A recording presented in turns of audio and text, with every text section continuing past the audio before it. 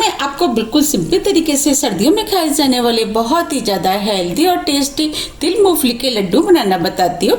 कैसे बनाए जाते हैं। ये लड्डू खाने में बहुत ही ज्यादा टेस्टी लगते हैं और सर्दियों में तो हमें तिल मूंगफली ज्यादा से ज्यादा मात्रा में खानी चाहिए, क्योंकि ये हमारी हेल्थ के लिए बहुत ही ज्यादा फायदेमंद होती है, क्योंकि इसमें भरपूर मात्रा में कैल्शियम पाया जाता है और यह हमारे शरीर को भी गर्म रखते हैं। चलिए बनाना शुरू करते हैं। लड्डू बनाने के लिए ये हमने 100 ग्राम सफेद तिल लिए हैं, 100 ग्राम मूंगफली।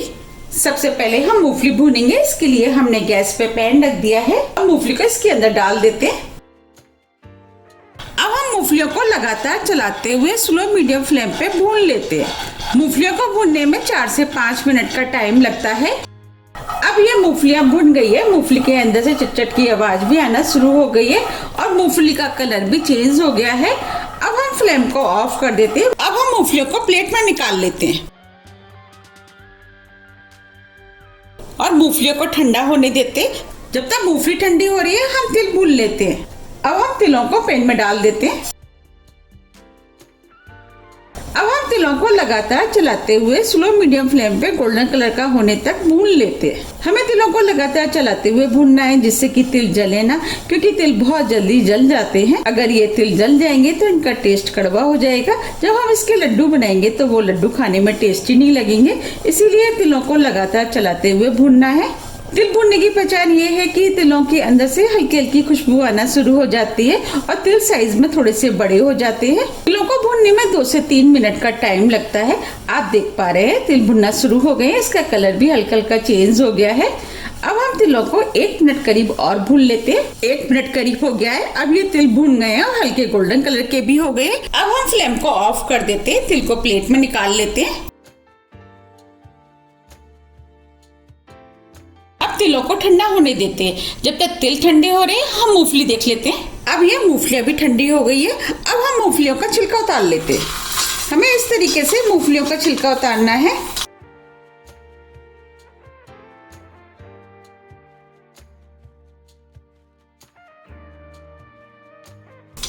ये हमने मूंगफली में से छिलका निकाल दिया है। अब हम छिलके को साफ कर लेते हैं। इसके लिए ये हमने छलनी ली है। इस तरीके से हम मूंगफली में से छिलका निकाल लेंगे। देखिए मूंगफली में से छिलका निकल गया है। अब हम इस मूंगफली को इस प्लेट में रख देते हैं।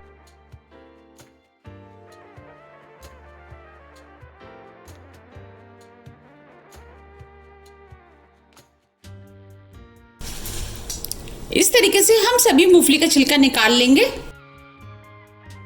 अब ये मूंगफलियां साफ हो गई हैं। ये हमने मिक्सी का जार लिया है। अब हम मूंगफलियों को इसके अंदर डाल देते हैं। अब हम मूंगफलियों को मिक्सी में दरदरा पीस लेते हैं। ये हमने मूंगफलियों को मिक्सी में दरदरा पीस लिया है। बस हमें इसी टाइप की पिसी हुई मूंगफली चाहिए। अब हम मूंगफली को इस प्लेट में निकाल लेते हैं। अब हम इसी जार में तिलों को पीस लेते हैं। अब तिलों को जार में डाल देते हैं।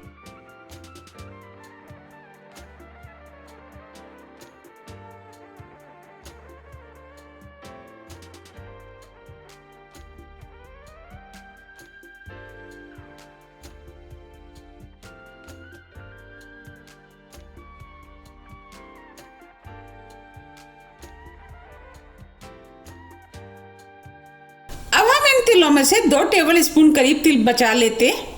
अब तिलों को भी हम मिक्सी में दरदरा पीस लेते हैं। अब ये तिल भी पिस गए हैं। बस हमें इसी टाइप के पिसे हुए तिल चाहिए। अब हम तिलों को भी मूंगफली वाली प्लेट में डाल देते हैं। जो हमने 2 टेबल स्पून तिल बचाए थे वो भी डाल देते हैं। अब दोनों चीजों को मिक्स कर देते हैं। अब ये तिल और मूंगफली तो बनके तैयार हो गई है। अब हम लड्डुओं के लिए चाशनी बना लेते हैं। अब हम इसी पैन में चाशनी बना लेते हैं। अब हम इसके अंदर 1 टीस्पून घी डाल देते हैं। घी को मेल्ट होने देते हैं। घी डालने से क्या होगा, जब हम चाशनी बनाएंगे चाशनी पैन में चिपकेगी नहीं। ये हमने 200 ग्राम गुड़ लिया है। अब हम गुड़ को पैन में डाल देते हैं। अब हम इसके अंदर 1 टेबल स्पून पानी डाल देते हैं, जिससे कि गुड़ जलेगा नहीं। अब हम गुड़ को लगातार चलाते हुए स्लो मीडियम फ्लेम पे मेल्ट करेंगे। हमने गुड़ को तोड़ के इस्तेमाल किया, जिससे कि हमें मेल्ट करने में आसानी रहेगी। आप देख पा रहे हैं गुड़ मेल्ट होना शुरू हो गया है। हमें गुड़ को इसी तरीके से लगातार चलाते हुए मेल्ट करना है। अब ये गुड़ मेल्ट हो गया है और आप देख पा रहे हैं चाशनी में कितने झाग बनना शुरू हो गए हैं। अब हम चाशनी को चेक कर लेते हैं। आप चाहे तो इस तरीके से हाथ में लेके भी चेक कर सकते हैं। देखिए ये तार बनना है, बस हमें इसी टाइप की चाशनी चाहिए। और आप चाहे तो इसे पानी में भी चेक कर सकते हैं। हमने फ्लेम को स्लो ही रखा है। अब हम पानी में थोड़ी चाशनी डाल के देख लेते हैं और चाशनी को थोड़ा सा ठंडा होने देते हैं। अब हम इसे चेक कर लेते हैं।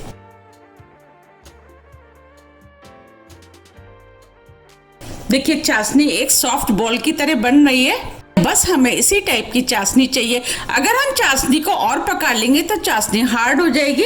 जब हम इसके लड्डू बनाएंगे तो हार्ड बनेंगे। अब हम फ्लेम को ऑफ कर देते हैं। अब हम इसके अंदर 1 टीस्पून देसी घी डाल देते हैं। देसी घी डालने से क्या होगा कि लड्डू सॉफ्ट बन के तैयार होंगे।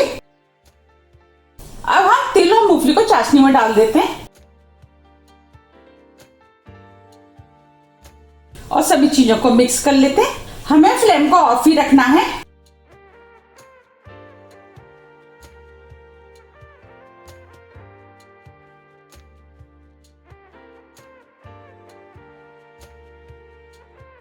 अब ये मिश्रण डो की तरह हो गया है। अब हम लड्डू के मिश्रण को प्लेट में निकाल लेते हैं।